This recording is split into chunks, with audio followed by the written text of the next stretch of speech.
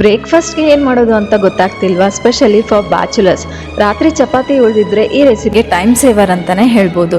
5-6 ಚಪಾತಿನ 2-3 ಜನಕ್ಕೆ ಸರ್ವ್ ಮಾಡ್ಬೋದು. ಈ ಥರ ಚಿಕ್ಕದಾಗಿ ಕಟ್ ಮಾಡಿ ಮಿಕ್ಸಿಯಲ್ಲಿ ತರಿಯಾಗಿ ಬ್ಲೆಂಡ್ ಮಾಡಬೇಕು.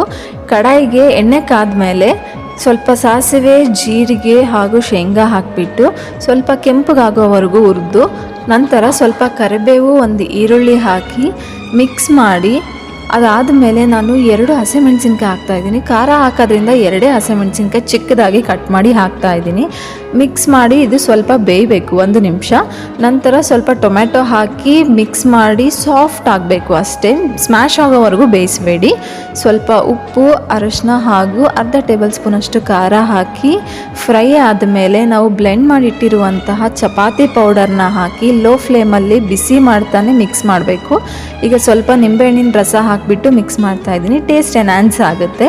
ಸ್ವಲ್ಪ ಕೊತ್ತಂಬರಿ ಹಾಕಿ ಗಾರ್ನಿಷಿಗೆ ಮಿಕ್ಸ್ ಮಾಡಿ ಬಿಸಿ ಬಿಸಿಯಾಗಿ ಸರ್ವ್ ಮಾಡಿದ್ರೆ ಚಪಾತಿಯಿಂದ ಮಾಡಿರೋದಂತ ಯಾರೂ ನಂಬೋದೂ ಇಲ್ಲ.